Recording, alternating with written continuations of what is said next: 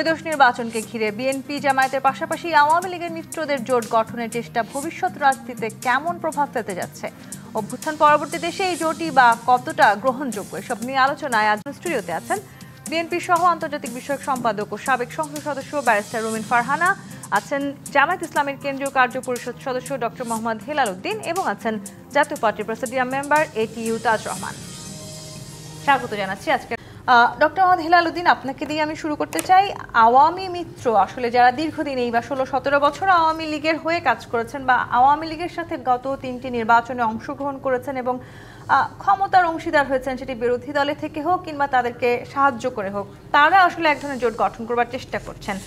সেই জোটটি সামনের দিকে বাংলাদেশের মানুষের কাছে কতখানি গ্রহণযোগ্য হবে, যদিও আওয়ামী লীগ এই মুহূর্তে রাজনৈতিক দল হিসেবে হয়তো তাদের রাজনীতি করাটা নিষিদ্ধ, কিন্তু এই জোটে যে রাজনৈতিক দলগুলো আছে তারা তো আসলে এখন নিষিদ্ধ নন।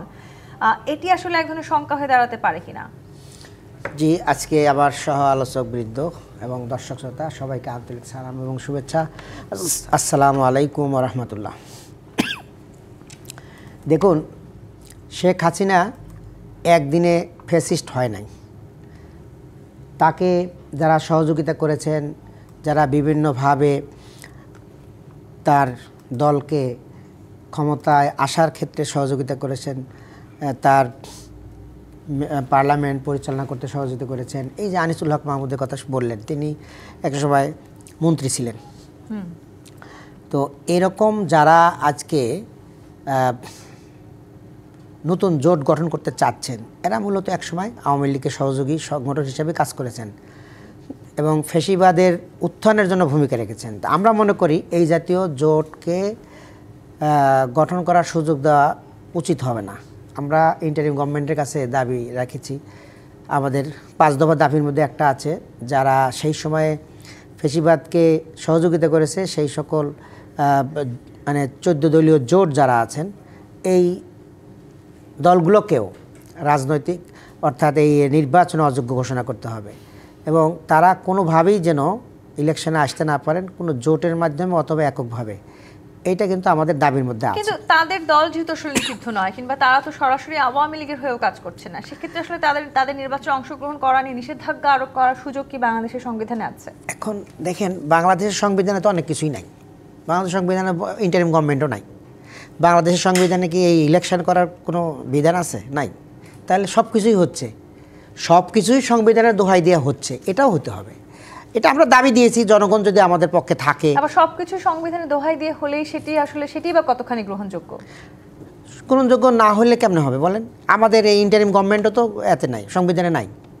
কিন্তু আমাদের যে জনগণের যে অভ্যুত্থান, জনগণ তাদের যে মানে সমর্থনটা দিয়েছিল এই সরকারের প্রতি, সেই জনগণের সমর্থন নাই। এই যে ফ্যাসিবাদের সাথে যারা সহযোগী ছিল তারা যেন নির্বাচন আসতে না পারে, এটা জনগণ চায়নি।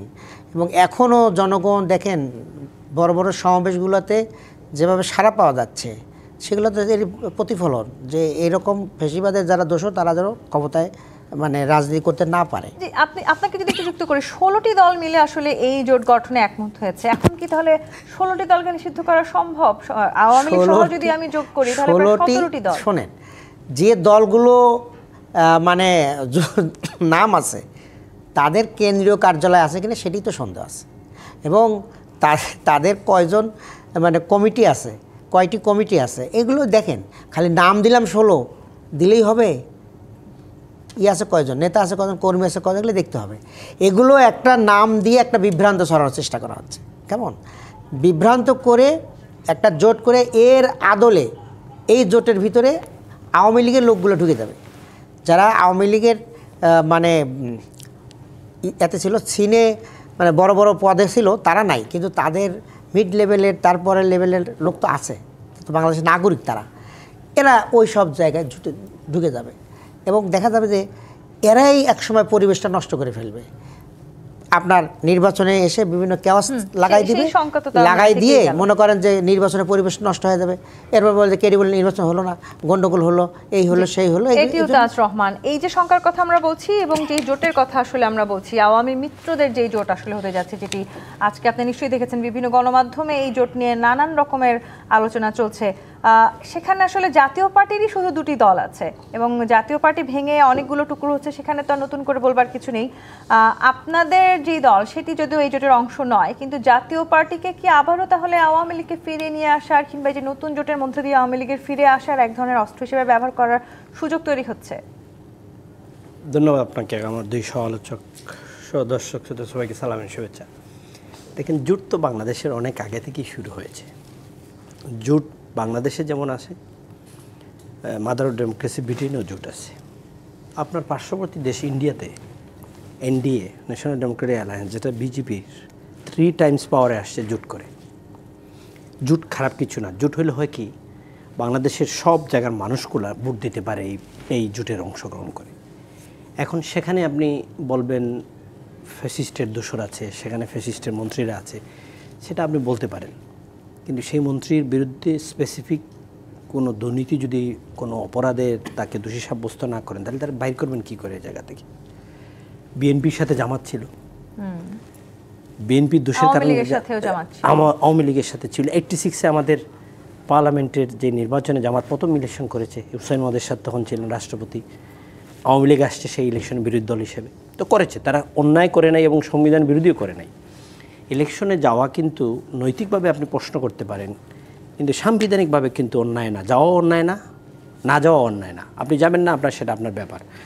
এখন জোট নিয়ে নির্বাচনের যদি প্রতিবন্ধকতা সৃষ্টি করে, দেশের মানুষের জন্য যদি কোনো থ্রেট হয়, ভোটারদের জন্য হয়, পলিটিক্যাল পার্টির জন্য আনরেস্ট হয়, সেটা আপনি বলতে পারেন। আমরা তো মনে করি যারা অলরেডি আছে, ঐক্যমত কমিশন নামে যে একটা কমিশন হয়েছিল, সেই কমিশনের দলের একজন নেতা যে দলে আছে, আমার ভাই যেটা বললেন যাদের অফিস নাই, ট্রু, এদেশে অনেক দল আছে যাদের কোনো অফিস নাই। নিজে চেয়ারম্যান বউকে করেছে আপনার সেক্রেটারি জেনারেল, এরকম লোকও তো ঐক্যমত কমিশনে গিয়েছে। এরকম 32টা দল নিয়ে আপনারা ঐক্যমতের নামের কমিশনটা করেছেন, শেষে নিজের থেকে কমিশন একটা মতামত দিয়ে, আইন দিয়ে ওটা আবার গণভোটে দেওয়া হয়েছে। তো অনেস্টলি কী বলি, Bangladesh is divided by 2 fraction.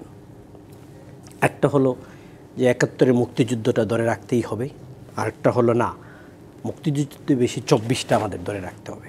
আমি ব্যক্তিগতভাবে মনে করি আপনি মুক্তিযুদ্ধকে আপনি বাদ দিতে পারবেন না। আপনাদের এখানে 5 আগস্টের পরে এসে বলছি যে সংবিধান ছুঁড়ে ফেলে দিবেন, এটা অধিকার কে আপনাকে দিয়েছে? এই সংবিধানের আলেকে আরেকটা অ্যামেন্ডমেন্ট করেন, অ্যাড করেন, 24 নেন, 71 নিয়ে আপনি থাকতে হবে। বাইরে গিয়ে আমরা অনেক কিছু করতে পারছি প্রয়োজন অনুযায়ী না। সংবিধানের আমি এই কথাটা বলি, সংবিধানের বাইরে গিয়ে আপনি কোনো কিছু করতে পারবেন না। এগুলো ইভেনচুয়ালি আপনাকে আইনে পরিণত করতে হবে। এটা নেক্সট পার্লামেন্টে এগুলো সব কিন্তু আপনাকে রেটিফাই করতে হবে। সব রাজনৈতিক দলকে নিষিদ্ধ ঘোষণা করতে থাকাটাই বা কতখানি গণতান্ত্রিক? না, আপনি রাজনৈতিক দলকে নিষিদ্ধ করা মানে হলো পার্টিসিপেটরি যেটা করার কথা ছিল, ইনক্লুসিভ যেটা হবে সেটা হচ্ছে না।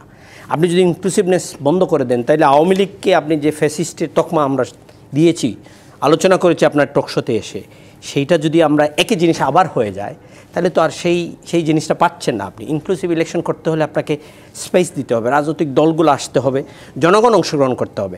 আমাকে বাদ দিয়ে, জাতীয় পার্টিকে যদি বাদ দিয়ে ফেলেন, তা আমার যে ফলোয়াররা আছে, আমার যে এলাকার ভিত্তিক লোক আছে, এই লোকগুলো কিন্তু নির্বাচনে অংশগ্রহণ যাবে। আপনাদের জাতীয় পার্টির চমক আছে এরকম একটি ঘোষণা আপনাদের নেতা দিয়েছেন, সেই চমকটা একটু জানতে চাইবো। সেই চমকে আসলে এমন কোনো চমক আছে কিনা যে নতুন করে আবার পুরনো কেউ ফেরত আসবে কিনা, এই জায়গাটিতে আমি আসবো। একটু ব্যাসির উদ্দিন ফারহানার কাছে যেতে চাই। ব্যাসির উদ্দিন ফারহানা, আওয়ামী মিত্রদের এক ধরনের জোট হতে যাচ্ছে এবং বাংলাদেশে আসলে অভ্যুত্থান পরবর্তী যে রাজনৈতিক পরিস্থিতিতে আমরা আছি, সেই জায়গাটিতে এই আওয়ামী মিত্রদের জোটটা আসলে আমাদের জন্য এক ধরনের অশনি সংকেত, নাকি আসলে সত্যি আওয়ামী লীগের ফিরে আসার একটি বড় সম্ভাবনা তৈরি হতে যাচ্ছে এই জোটের মধ্যে দিয়ে? আপনাকে অসংখ্য ধন্যবাদ। আমার দুজন সহ আলোচককেও ধন্যবাদ। আমি খুব মনোযোগ দিয়ে ওনাদের কথা শুনলাম। আমি হেলাল ভাইয়ের কিছু কথার সঙ্গে একমত, আবার একই সঙ্গে আমি তাজ ভাইয়ের কিছু কথার সঙ্গে একমত। পুরো বিষয়টাকে আপনি বিভিন্ন অ্যাঙ্গেল থেকে দেখতে পারেন। এই যে একটি নতুন জোটের কথা শোনা যাচ্ছে, যেখানে 16টি রাজনৈতিক দল আছে, এই জোটের মধ্যে দিয়ে আওয়ামী লীগের যারা হয়তো সরাসরি কোনো বড় পদে ছিলেন না, যারা মন্ত্রী এমপি হন নাই, যারা 24-এর গণ অভ্যুত্থানের কোনো রকম কোনো দায় বা কোনো রকম কোনো মামলা তাদের উপরে নাই, কিন্তু তারা আওয়ামী লীগের ব্যাপারে সফট কর্নার ধারণ করে, এরকম মানুষ এই জোটের মাধ্যমে আসতে পারে, নিশ্চয়ই আসতে পারে।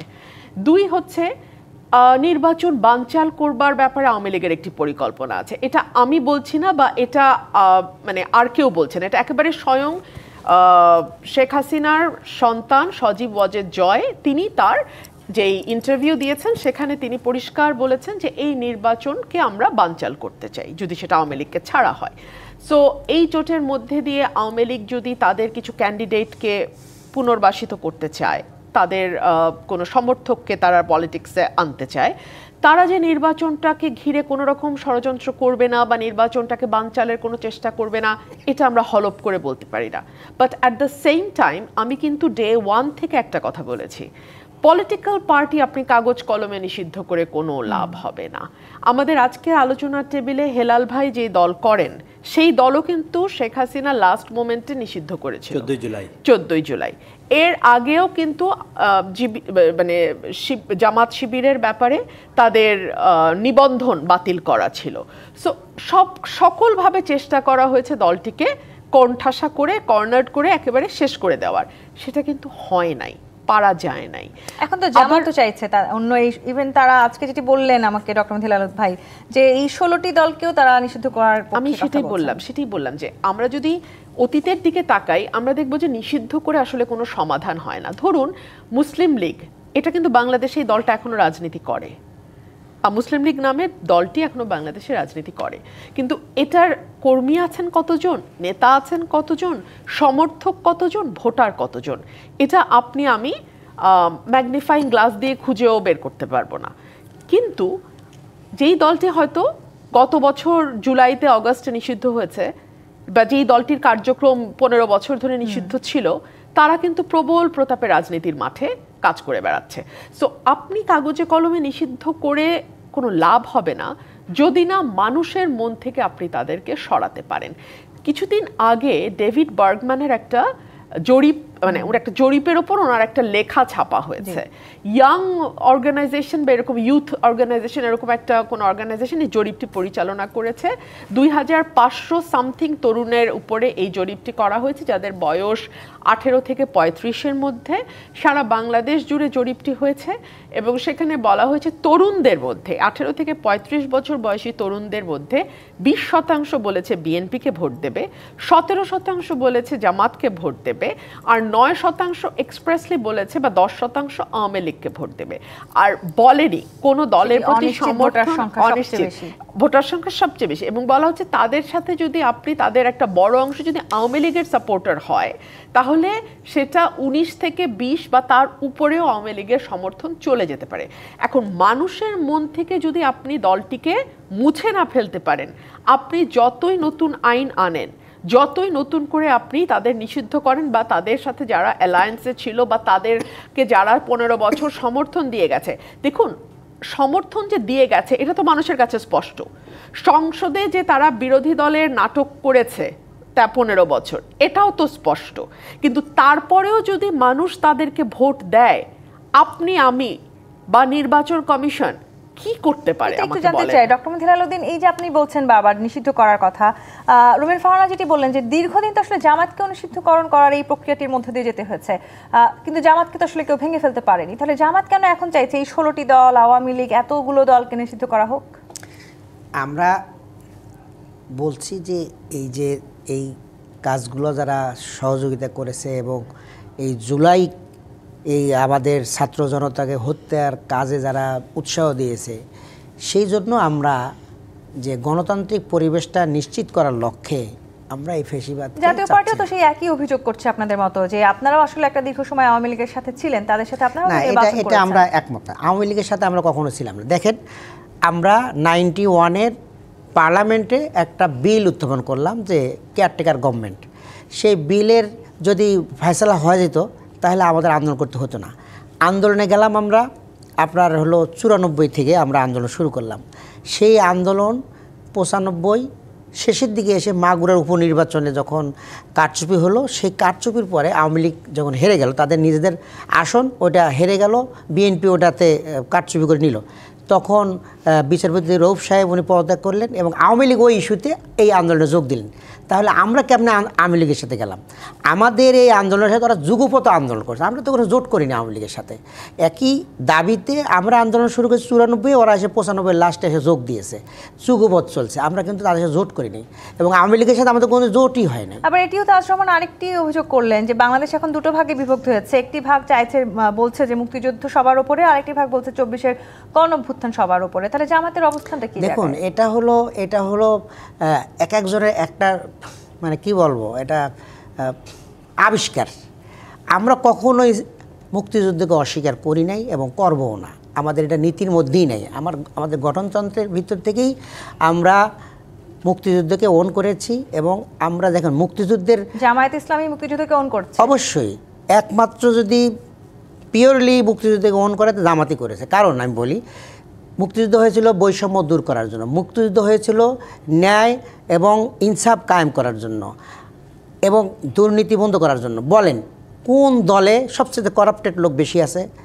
এই যারা বিগত সময় যারা সরকারে ছিল তাদের ভিতরেই কিন্তু করাপ্টেড লোক বেশি আছে। আমাদের 2 জন মন্ত্রী ছিলেন এবং আমাদের বেশ কিছু এমপি ছিলেন, একটা লোকেরও দুর্নীতি কেউ দেখাতে পারে নাই। তাহলে বলেন এই সংবিধানকে, এই মুক্তিযুদ্ধ কারা ওন করেছে? এই দেশের ভিতরে কারা হানাহানি করেছে? কারা দেশকে ওন করে কাজ করেছে? আপনার আমাদের ক্যাবিনেট মিনিস্টাররা বিভিন্ন সময় সফরে গেছেন, কয় টাকা খরচ করছেন, আর স্টেট মিনিস্টাররা সফরে গেছেন, কত টাকা খরচ করছেন। এইভাবে দেশের জন্য জামায়াতের বিরুদ্ধেও কিন্তু এখন বিভিন্ন রাজনৈতিক দলের নেতাদের বিরুদ্ধে যে রকম অভিযোগ আসছে, চাঁদাবাজির কিংবা আসলে বিভিন্ন ধরনের, সেই অভিযোগগুলো জামায়াতের নেতাদের বিরুদ্ধেও আছে। এগুলো অভিযোগ করলে, শোনেন, অভিযোগ করলে করা যায়। আবার আপনাদের একজন নেতা খুব স্পষ্ট হয়ে বলেছেন যে পুরো প্রশাসনকে আপনাদের, মোহাম্মদ হেলাল উদ্দিন, জোট নিয়ে যখন অনেক আলোচনা চলছে, সমীকরণ চলছে, আওয়ামী লীগের মিত্ররা যদি জোট করছেন, সেটি নিয়ে আসলে জামায়াত এক ধরনের ভীত কিনা সেটিও একটু জানতে চাই। সেই সাথে জামায়াতের আমির বলেছেন চোরাগুলিতে হাঁটার চিন্তা করলে আরেকটা 5 আগস্ট হবে। কেন বারবার আসলে আপনারা গণঅভ্যুত্থান দেখতে পাচ্ছেন? দেখুন, গণঅভ্যুত্থানে ছাত্র জনতা যেভাবে জীবন দিল এবং এই যে ছাত্রদের যে আন্দোলন ছিল, তা তো একটা স্বার্থ ছিল যে আমরা কোটাবিহীন চাকরি চাই। কিন্তু যারা এই ঠেলাওয়ালা শ্রমজীবী মানুষ মারা গেল, তাদের কিন্তু কোনো স্বার্থ ছিল না। তাদের ছেলেমেয়েরা কবে ইউনিভার্সিটিতে পড়বে, কবে কোটা পাবে, এগুলো কিন্তু তার ছিল না। একদম নিরেট দেশের স্বার্থেই ফেসিবাদকে হটানোর জন্য আন্দোলনটা করেছে। তো এখন সেই আন্দোলনের ফলে যে আমরা ইটা পাইলাম, এখানে যেন আর ফেসিবাদ তৈরি হওয়ার জন্য কোনো পরিবেশ তৈরি না হয়, এই জন্যই আমরা সংস্কার চাচ্ছি। ফেসিবাদ তৈরির পরিবেশ না হয় সেটি যখন আপনারা বলছেন, একই সময় আবার আপনাদের নেতা যখন বলছে প্রশাসনকে আপনাদের অধীনে থাকতে হবে, পুলিশ আপনাদের কথায় উঠবে বসবে, তখন আসলে এটা স্ববিরোধিতা হয়ে গেল। এই ব্যাপারে আমরা ওনাকে শোকজ করেছি, উনি জবাব দিয়েছেন এবং টিভিতে স্টেটমেন্ট দিয়েছেন। বলছে যে আমরা আমাদের বলতে বুঝেছি আমরা ফেসিবাদ বিরোধী যারা গোষ্ঠী, সেই গোষ্ঠীর অধীনে যেন পুলিশ থাকে। পুলিশের মধ্যে বেশিরভাগ ফেসিবাদ। পুলিশের কি কোনো গোষ্ঠীর অধীনে থাকার সুযোগ আছে? না, পুলিশের থাকার কথা না। উনি বলছেন যে পুলিশের মধ্যে এখনো ফেসিবাদের লোক আছে, যে কারণে জনগণ যেটা বলে ওরা করে না। এই একটা দুষ্কৃতিকারীকে ধরলে জিনিসটা ঠান্ডা হয়ে যায়, কিন্তু সেটা করে না। বারবার অভিযোগ দেওয়ার পরেও তারা করে না। এবং এখনও দেখেন কতজন আওয়ামী সন্ত্রাসীর গ্রেপ্তার হলো, এখনও অনেকেই অধরা আছে। তারা তো আশেপাশেই কোথাও আছে, কিন্তু তারা এগুলো তো করতেছে না। এই জন্য উনি বলছেন যে এই গ্রুপটা যেন সক্রিয় না থাকে, জনগণের আন্ডারে যেন থাকে। এটা বিএনপি, জামাত এবং এনসিপি বলেন এবং ফ্যাসিবাদী বিরোধী যারাই ছিল তাদের নিয়ন্ত্রণে। আওয়ামী মিত্রদের এই জোট হলে তাদেরকে আপনারা নিয়ন্ত্রণ করবেন কি করে? সেখানে যদি আসলে আওয়ামী লীগের পলাতক নেতারাও ফিরে আসেন বা তাদের যেহেতু যথেষ্ট অর্থের এক ধরনের, আপনারা আমরা বলার চেষ্টা করছি তাদের হাতে যথেষ্ট অর্থ আছে। অবশ্যই অর্থ আছে এবং এই অর্থগুলো তারা বিলাবে, তারা ইলেকশনকে বানচাল করবে। এই জন্যই চাচ্ছি যে তারা যেন কার্যকরী হতে না পারে। যাদের হিম্মত আছে তারা নিজ নিজ প্রতীক নিয়ে দাঁড়াক। জি, ব্যাসিরুমিন ফারহানা, নিজ নিজ প্রতীক এবং প্রতীক নিয়ে যদি দাঁড়ানোর কথা বলা হয়, সেক্ষেত্রে নিশ্চয়ই অনেকটাই সবচেয়ে এই মুহূর্তে রাজনৈতিক প্রেক্ষাপটে পুরনো বা শক্তিশালী রাজনৈতিক দল বিএনপি, সেটি নিয়ে হয়তো কারো কোনো শঙ্কা নেই। কিন্তু পরিকল্পনা উপদেষ্টা আজকে একটি কথা বলেছেন, নির্বাচিত সরকারের পক্ষে এত সংস্কার হজম করা কঠিন হতে পারে। আমি দেখেছি ওনার এই নিউজটা। নির্বাচিত সরকার অনেক বেশি সংস্কার ওনারা করেছেন বলে দাবি করছেন, কিন্তু আমি ওনার নিউজের ভিতরে ঢুকে দেখলাম উনি বিচার বিভাগের স্বাধীনতা নিয়েই মূলত কথা বলেছেন। বিচার বিভাগের স্বাধীনতার ব্যাপারটা কিন্তু আমাদের সকল রাজনৈতিক দলেরই একটা দাবি ছিল অনেক আগে থেকে, এবং বিচার বিভাগকে পলিটিসাইজ করবার যে মাসুল বাংলাদেশকে দিতে হয়েছে এবং রাজনৈতিক দলগুলোকে স্পেশালি দিতে হয়েছে, এখানে জুডিশিয়াল কিলিং পর্যন্ত হয়েছে। সো আমার মনে হয় না যে বিচার বিভাগের স্বাধীনতা নিয়ে যেই দল পরবর্তীতে রাষ্ট্র পরিচালনার দায়িত্বে যাবে তাদের সেটা নিয়ে কোনো রকম কোনো আপত্তি বা প্রশ্ন থাকবে। বাংলাদেশে আইন মন্ত্রণালয়ের অধীনে দীর্ঘদিন আমাদের নিম্ন আদালত মূলত কাজ করেছে। নিম্ন আদালত যদিও সংবিধানের 22 অনুচ্ছেদ আমাদের বিচার বিভাগের স্বাধীনতার কথা বলছে, কিন্তু একই সঙ্গে যদি আপনি 22-এর সঙ্গে 116, 115টা দেখেন, আপনি দেখবেন যে সেখানে বিচার বিভাগের নিম্ন আদালতে বিচারকদের নিয়োগ, বদলি, তারপরে তাদের পদায়ন সকল কিছুই আইন মন্ত্রণালয়ের হাতে ছিল। সো এই দুটো কন্ট্রাডিক্টরি সেকশন কিন্তু আর্টিকেল কিন্তু সংবিধানে রয়ে গেছে। সো সেই জায়গা থেকে যদি নিম্ন আদালতের এই মানে বিচারকদের বদলি, নিয়োগ এগুলো একটা ইন্ডিপেন্ডেন্ট কমিশনের কাছে যায়, যেটা সুপ্রিম জুডিশিয়াল কাউন্সিলের কথা বলা হচ্ছে, এবং একটা আলাদা সচিবালয় থাকবে, আলাদা বাজেট থাকবে, এবং বিচার বিভাগের সকল কিছুই নিয়োগ থেকে শুরু করে একেবারে বরখাস্ত পর্যন্ত বা একেবারে পুরোটুকুই তাদের তত্ত্বাবধানে থাকবে, তাদের হাতে থাকবে। তাহলে আমার মনে হয় এই যে আমরা জজ নিয়োগের সময় পার্টিজান মানুষ খোঁজা হয়, এবং বিশেষ করে গত 15 বছরে তো আমরা এটাও দেখেছি যে একজন সুপ্রিম কোর্টের বিচারপতি বলছেন যে আমি শপথবদ্ধ রাজনীতিবিদ, না কি শপথবদ্ধ রাজনীতিবিদ। তো এইরকম অদ্ভুত ঘটনা ঘটেছে। আমাদের চিফ জাস্টিস সিটিং একজন প্রধান বিচারপতিকে বন্দুকের নলের মুখে দেশ ছাড়তে হয়েছে, এবং সেটা নিয়ে এখন পর্যন্ত বিচার বিভাগ থেকে কোনো রকম কোনো আওয়াজ আমরা শুনি নাই। কোনোদিন বিচার বিভাগের এইটুকু সাহস বা শক্তি হয় নাই যে এই কথাটি যিনি বলেছেন বা যে বলে মানে দম্ভ নিয়ে আমরা তাপসকে বলতে শুনেছি যে আমি দিয়েছি বিদায় করে প্রধান বিচারপতিকে, কিন্তু তার বিরুদ্ধে যে একটা রুল ইস্যু করা বা তার বিরুদ্ধে যে একটা কন্টেম্পট ইস্যু করা বা তাকে যে আদালতে তলব করা, এইটুকু আমরা কিন্তু দেখি নাই সেই সময়। সো আমাদের এটার যে একটা মানে ধাক্কা, এটা কিন্তু সবচেয়ে বেশি গেছে বিরোধী দলের উপর। ধরুন এই যে তত্ত্বাবধায়ক সরকার বাতিল করা সংবিধান থেকে, কোথায় হলো এটা শুরুতে, এবং এটা কার মাধ্যমে এইটা এক্সিকিউট করা হলো কিন্তু আদালতের ঘাড়ে বন্দুকটা রেখে করা হলো, বিচারকদের ঘাড়ে বন্দুকটা রেখে। এবং এই যে একটার পর একটা নির্বাচন বিনা ভোটে, ফার্সিক্যাল ইলেকশন, নন ইনক্লুসিভ ইলেকশন, নন পার্টিসিপেটরি ইলেকশন, যেখানে দলও অন্য কোনো দলও যুক্ত হচ্ছে না, ভোটাররাও ভোট দিতে যাচ্ছে না, একই সঙ্গে নন পার্টিসিপেটরি এবং নন ইনক্লুসিভ। সো এইরকম নির্বাচন করে একটা সরকার মেয়াদের পর মেয়াদ ক্ষমতায় থাকতে পেরেছে কি করে? এই জুডিশিয়ারিকে ব্যবহার করে। এবং আমরা দেখেছি আমাদের নেতাকর্মীদের বিরুদ্ধে, ভিন্ন মতের নেতাকর্মীদের বিরুদ্ধে, এমনকি ভিন্ন মতের civil society, human rights activist, সাংবাদিক, সকলের বিরুদ্ধে ডিজিটাল সিকিউরিটি একটা মামলা হয়েছে, এবং এই মামলাগুলো চলার মতো না কিন্তু চলেছে।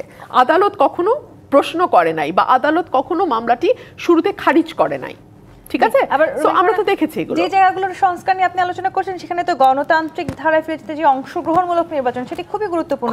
এই যে আওয়ামী মিত্রদের যদি যে জোটটা হয়, তাদেরকে নিষিদ্ধ করতে গেলে আবার গণতন্ত্র নিয়ে তো এক ধরনের প্রশ্নবিদ্ধ হতেই পারে সামনে নির্বাচন, তাদেরকে কেন তাহলে আমরা নির্বাচনে অংশগ্রহণ করতে দিচ্ছি না, সেই প্রশ্ন যদি ওঠে তখন আসলে আমরা কি জবাব দিব? আমি তো সেটার জন্য শুরু থেকে বলেছি যে আপনি মানুষের হাতে দয়া করে এই বিচারের ভারটা আপনি ছেড়ে দেন।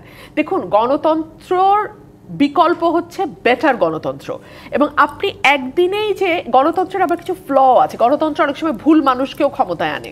আমরা ঘরের পাশে নরেন্দ্র মোদীকে ক্ষমতায় আসতে দেখেছি, ঠিক আছে?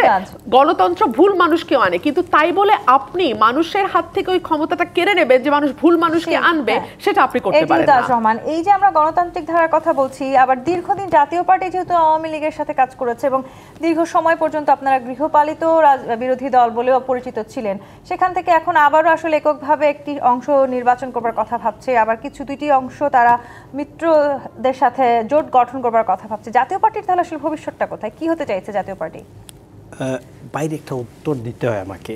ভাই বলেছে জুলাই হত্যার সাথে জড়িত। জাতীয় পার্টি কিন্তু জুলাই হত্যার সাথে জড়িত না। কারণ হলো জুলাই ছাত্রদের আন্দোলনে জাতীয় পার্টি সমর্থন করেছে।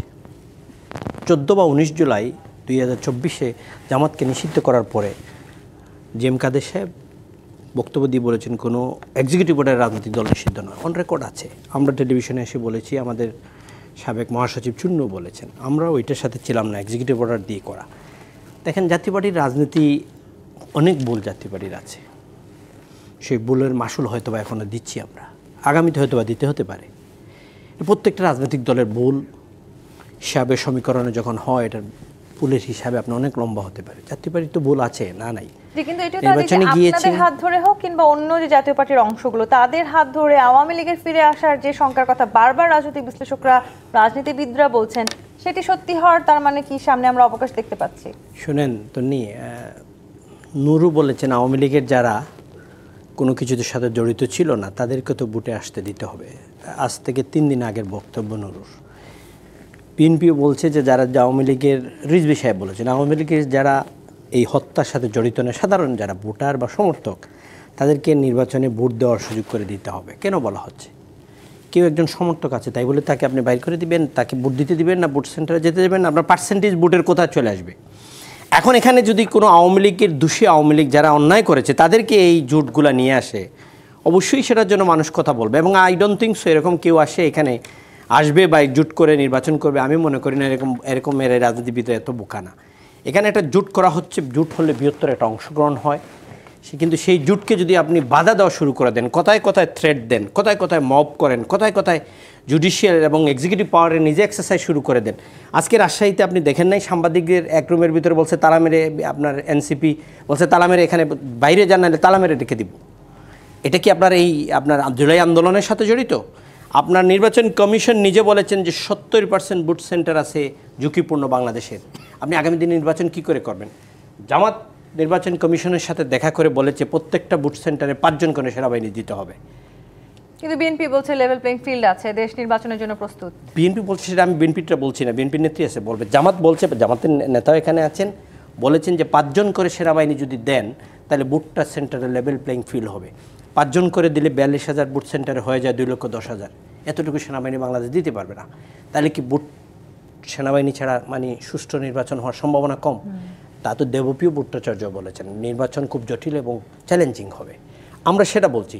সেই জায়গায় যদি আমরা রাজনীতিবিদ দল, আমরা রাজনৈতিক দলগুলো আবার নিজেদের মধ্যে মারামারি শুরু করি, সাধারণ মানুষ, খেটে খাওয়া মানুষ যারা ভোট সেন্টারে যায় তারা সহিংসতা দেখলে কিন্তু আর ভোট সেন্টারে যাবে না। তাহলে এই আওয়ামী মিত্রদের জোটটাকে গ্রহণ করবে এই 24 সাধারণ মানুষকে আপনি ফ্যাসিলিটেট করে দেন না। রবিন ফারহানের কথা ধরেই বলি, let them go to the voting centre, whatever they decide they will decide. Vote গিয়ে ভোট দিবে, না হলে দিবে না, এটা তাদের। আপনি যে আগের থেকে বাধা দেওয়া শুরু করেন তাহলে এই পার্সেন্টেজটা তখনই বাধা দেওয়া শুরু করে দিলেন।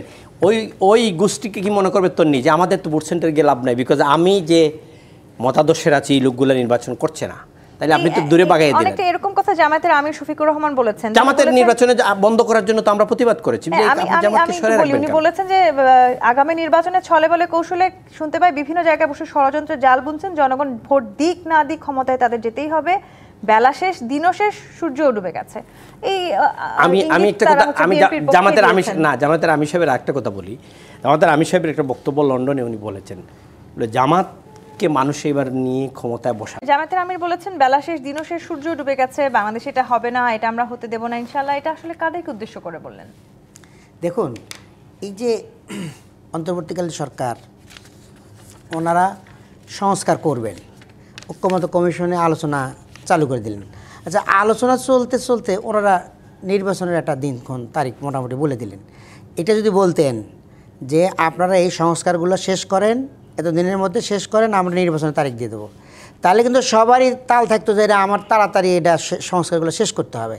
কিন্তু আমরা কি করলাম, লিঙ্গারিং করতে করতে করতে করতে একদম নির্বাচনের আগেই সংস্কার শেষ করতে চাইছেন আপনারা। আবার পরিকল্পনা উপদেষ্টা বলেছেন নির্বাচিত সরকারের পক্ষে এত সংস্কার হজম করাই কঠিন হয়ে যাবে। এখন ওনার কথা উনি বলছেন, কিন্তু আসলে তো সংস্কারগুলো তো হওয়া দরকার, না হলে তো সেই পুরনি থেকে গেলাম আমরা। তো এগুলো আমরা চাইছিলাম যে একটা লেভেলে আসার পরে যদি ইলেকশনের ঘোষণা আসতো তাহলে কিন্তু এই কাজগুলো সব গুছিয়ে নিয়ে তারপরে আমরা ইলেকশনের কাজ নামে পড়তাম। এখন দেখেন আমরা আন্দোলনও করতেছি, ইলেকশনের কাজও করতেছি, কোনোটাই হচ্ছে না। এখন শুধুমাত্র ইলেকশনের কাজ যদি আমরা নামতে পারতাম, জনগণের কাছে যাব, ভোট চাবো, এবং আমরা কি মানে ইশতেহারে আমরা কি করব এগুলো জনগণকে বুঝাবো, তাহলে জনগণ আমাদের ইশতেহারগুলো বুঝবে, প্রশ্ন করবে, জানবে, এরপরে কাকে ভোট দেবে না দেবে ঠিক করবে। কিন্তু আমাদের এখনও বলতে হচ্ছে যে লেভেল প্লেয়িং ঠিক করেন, এইটা বন্ধ করেন, এইটা করেন, সেটা করেন। এই আন্দোলন আমাদের এখনও জনসভা করতে হচ্ছে। তো এই সব কারণে আমরা মনে করতেছি যে একটা দল মনে করতেছে যে এটা কোন রকম নির্বাচনে আগে ঠেকায় দিলাম, এরপরে নির্বাচনে আসলে ভোট তো আমরা জনগণের কাছ থেকে পেয়ে যাব, সেটাই উনি মিন করছেন আর কি। জি, এটিউতে আজ রহমান, আগের চেয়ে চাঁদার রেট বেড়ে গেছে বলে তারা সকলেই বিষাক্ত নিঃশ্বাস ফেলে। তারা বলে আগেও ভালো ছিলাম না, এখন আরও খারাপ, কিন্তু কোনো ইসলামী দলের নামে চাঁদাবাজের তকমা জুড়ে দেওয়া যায়নি। ইসলামী নামগুলোর নামে চাঁদাবাজি তকমা জুড়ে এটি জামায়াতের আমির বলেছেন। আবার আসলে এই যে তাদের ব্যাপারে আসলে মানুষের যে চিন্তা, অর্থাৎ অনেকে বলার চেষ্টা করছেন যে এবার যদি নির্বাচনে জামায়াত ইসলামী আসে তারা হয়তো বিরোধী রাজনৈতিক দল হতে যাচ্ছে, সেক্ষেত্রে আওয়ামী মিত্ররা আবার এই সুযোগটাও নিতে পারে কিনা? আমি ইসলামিক দলগুলা ভালো সেটা না করি না, কিন্তু নাই যে একবার এই শব্দটা বলা যাবে না। আমি একটা রেফারেন্স দিই আপনাকে। আমাদের সিলেটের সাদা পাথর নিয়ে একটা, আপনাদের এখানেই টকশো করেছেন, মিনসহ আমরা সবাই অনেক করেছি। ওই সাদা পাথরের যে পাথরগুলা গায়েব হয়েছিল সেখানে কিন্তু আমাদের ইসলামিক দলের 2জন চেয়ারম্যান আছেন, দল থেকে ওনাকে সকজও করা হয়েছে ওনাদেরকে। নাই যে এটা না, ওনারা একটা সিস্টেমের মধ্যে থাকে। ওই বালু পাথর বাজার ওইগুলোতে হয়তো যায় না, কিন্তু ইনস্টিটিউশনালভাবে ওনারা কিন্তু ওনাদের অনেকগুলো দখল আছে। ইউনিভার্সিটি বিসি আছে, ওনাদের ব্যাংকিং আছে, ইসলামিক ব্যাংকিং, এগুলো ওরা খুব সব কিছু খুব হিসাব করে মেটিকুলাসলি সব কিছু করে। এটা তাদের মেধা প্রজ্ঞা, এটার জন্য থ্যাংক ইউ দিতে হয়। আমাদের আমিরের বক্তব্য যেটা, উনি আবার থ্রেট যে এটা করতে দিব না, ওটা করতে দেব না, তাইলে এই দেশের রাষ্ট্র কি ফাংশন করছে না। আমি আমার দল হিসাবে থ্রেট দিলাম, বিএনপি দিল, জামাত দিল, এই থ্রেটের উপরে রাষ্ট্র চলবে? রাষ্ট্রের একটা কাঠামো থাকতে হয়, সেই কাঠামোর মধ্যে সবাইকে যেতে হবে। আপনি একটা দাবি করলেন, সেই দাবিটা আপনার হলো না, নিষিদ্ধ আছে, আপনি যমুনার সামনে যাওয়া, চিফ অ্যাডভাইজার বাড়ির সামনে, সেখানে টিকি গেলেন, আপনাকে পানি দিল, দিয়ে আন্দোলন টিকি আপনি আবার নিষিদ্ধ করে ফেললেন একটা দলকে। আপনি যা ইচ্ছা যা চাবেন আপনাকে সরকার মেনে নিবে ম্যান্ডেট, এটা নির্বাচন, আগামী নির্বাচনে সেটাই কি হয়ে যাবে যে আমাকে রাষ্ট্র ক্ষমতায় যেতে হবে, না হলে আমাকে বিরোধী দলে দিতে হবে। বিরোধী দল যাওয়ার জন্য যদি কোনো প্রতিবন্ধকতা আসে, কোনো জোট হয়, কোনো দল আসে, এগুলো আমরা বাধা দেব। তাই তো এখন তৈরি হয়ে গেছে। এবং আমি মনে করি December is a very crucial, January crucial বাংলাদেশের রাজনীতিতে। কিন্তু এই দেখেন তারেক রহমান আসতে পারছে না, উনি নিজে বলেছেন ফেসবুক স্ট্যাটাসে দিয়ে যে আমাকে আসার জন্য একা আমার সিদ্ধান্ত নেয়। বাংলাদেশের তো সাউথ এশিয়ার রাজনীতিতে তো সত্যি অ্যাসাসিনেশনের ইতিহাস অনেক করুন। ইন্ডিয়া বলেন, বাংলাদেশ বলেন, শ্রীলঙ্কা বলেন, পাকিস্তানের প্রথম প্রধানমন্ত্রী কিন্তু মেরে ফেলছে। তার মানে এই যেই ধরনের সময়টা আমরা পার করছি, এই সময়টাতে যখন আওয়ামী মিত্ররা আসলে জোট করবার কথা চিন্তা করছেন, সেটিও আসলে রাজনীতিতে আমাদেরকে নতুন করে এক ধরনের ভাবার সুযোগ করে দিচ্ছে কিনা। রাজনীতিতে তো একটা কথা শেষ করে রুমিনকে দিয়ে দিই, রাজনীতি চির শত্রু চির বন্ধু বলতে কোনো জিনিস নাই। আমি আপনার সাথে আজকে শত্রুতা, কালকে আপনার সাথে মিত্র হয়ে যাব, দ্যাট ইজ দি পলিটিক্স, এবং সারা দুনিয়াতে এটা চলতেছে। সেই সম্ভাবনা কি তাহলে আরো তীব্রতর হচ্ছে? আমাদের সাথে করবো। ফারহানা, আমার 1 মিনিট সময় দিয়ে আপনি একটু প্রশ্নটা আমাকে আবার করেন। এই যেটি বলছিলেন আমাদেরকে এটিউতে আজ রহমান, রাজনীতিতে আসলে যে মুহূর্তে কেউ শত্রু হতে পারে, সেই পরের মুহূর্তেই কেউ আবার বন্ধু হতে পারে। তো এই সময়টাতে তারেক জিয়া কেন দেশে ফিরছেন না, সেটি নিয়ে প্রবলভাবে রাজনীতি করা হচ্ছে, কিংবা আসলে গ্লোবাল পলিটিক্স নিয়েও নানানভাবে চিন্তা করার বিষয় উঠে আসছে। ঠিক ওই সময়টাতে আওয়ামী লীগের মিত্ররা জোট করছেন, সেটিও কি আসলে নতুন করে এক ধরনের কোনো সমীকরণের দিকে নিয়ে যাচ্ছে বাংলাদেশের রাজনীতিকে? গেলে খুব অবাক হওয়ার তো কিছু নাই। দুদিন আগে সজীব ওয়াজেদ জয় বলেছেন যে দুটো বড় রাজনৈতিক দলের নেতৃত্ব পরিবর্তনের চেষ্টা হচ্ছে, এবং তার একদিনের মাথায় বিএনপির ভারপ্রাপ্ত চেয়ারম্যান জনাব তারেক রহমান বলেছেন যে তার দেশে ফেরাটা তার একক সিদ্ধান্তে হবে না। এটা অত্যন্ত দুঃখজনক, উনি খুব কষ্ট থেকে কথাটি বলেছেন, কিন্তু বাংলাদেশের এখনকার বাস্তবতা সেটাই। এবং অন্য কারো গ্রিন সিগন্যালের দিকে তাকিয়ে আছেন। অন্য কারো গ্রিন সিগন্যালের ব্যাপার না তো নেই। দেখুন, পাকিস্তানে বেনজির ভুট্টো নির্বাচনী প্রচারণায় নেমে ওনাকে হত্যাকাণ্ডের শিকার হতে হয়েছে। রাজীব গান্ধী, ইন্দিরা গান্ধীর ইতিহাসও তাই।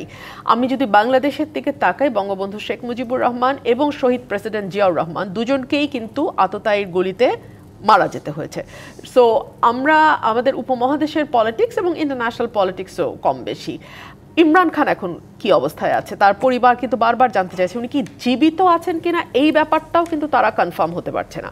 সো আমাদের এরকম একটা ভোলেটাইল রাজনৈতিক এবং আন্তর্জাতিক রাজনীতির এই সময়টাতে খুবই জোর দিয়ে কোনো কথা বলা মুশকিল। এবং যেহেতু বিএনপির ভারপ্রাপ্ত চেয়ারম্যান জনাব তারেক রহমান, তিনি তার অবস্থান, তার বক্তব্যেই কিন্তু খুব স্পষ্ট, এটা আসলে আমার বা আপনার এখানে ব্যাখ্যা করবার কিছু নাই, উনি ওনার অবস্থান খুব স্পষ্টভাবে জানিয়ে দিয়েছেন। তাহলে -2 করবার যেই শঙ্কাটা সবাই করছেন, সেই সময়টাতে যখন আওয়ামী মিত্ররা জোট করে আওয়ামী লীগকে যদি ফেরত নিয়ে আসে, বাংলাদেশের ভবিষ্যৎ রাজনীতি তাহলে কোন পথে হাঁটছে? বাংলাদেশের মানুষ যদি না চায়, আপনি কাউকে রাজনীতিতে আনতেও যেমন পারবেন না, আপনি রাজনীতি থেকে কাউকে দূরও করে ফেলতে পারবেন না। 1/11-এর এই ষড়যন্ত্র কিন্তু 2007 সালে 8 সালে কম হয় নাই, এবং অনেক রথী মহারথী অনেক বড় বড় দেশ এই ষড়যন্ত্রের সঙ্গে যুক্ত ছিল। টিউসডে গ্রুপ বলে একটা আলাদা গ্রুপ তৈরি হয়ে গিয়েছিল, আমাদের ফরেন অ্যাম্বাসেডার, বিশেষ করে ওয়েস্টের অ্যাম্বাসেডাররা একসাথে হতেন এবং তারা এইসব আলোচনা করতেন। কিন্তু কি হলো, পেরেছে তারা -2 করতে? হয় নাই তো। এবং তারপরে আমরা দেখলাম দুই দলই আরো অনেক বেশি শক্তিশালী হয়ে ফিরে এসছে, এবং যারা -2 এর সঙ্গে দুই দল থেকে যারা যুক্ত হয়েছেন, তারাই কিন্তু অটোমেটিক্যালি রাজনীতি থেকে মাইনাস হয়ে গেছেন। তাদেরকে কিন্তু আর রাজনীতিতে সেরকম বড় কোনো ভূমিকা রাখতে দেখা যায় নাই। সো -2 আপনি আরোপ করার চেষ্টা হতে পারে, ষড়যন্ত্র হতে পারে, এটা নিয়ে কাজ করা হতে পারে, কিছুদিনের জন্য কোনো দলের কোনো নেতা বা কোনো দলের কোনো লিডার ইয়েকে আটকায় দেওয়া যেতে পারে, কিন্তু আপনি তার ভবিষ্যৎ রাজনীতি বা একটা দেশের ভবিষ্যৎ রাজনীতি কোন দিকে যাবে, কোন দল সেটা নিয়ন্ত্রণ করবে, কোন দলে কারা লিডারশিপ পজিশনে থাকবে, এইটা কখনো বাইরে থেকে কেউ ইম্পোজ করে দিতে পারে না। ধন্যবাদ ব্যারিস্টার রুমিন ফারহানা, ডক্টর মোহাম্মদ হেলাল উদ্দিন, এটিউ তাজ রহমান। আজকে আমাদের হাতে একদম সময় নেই, অসংখ্য ধন্যবাদ আজকে রাজখানে সময় দেওয়ার জন্য।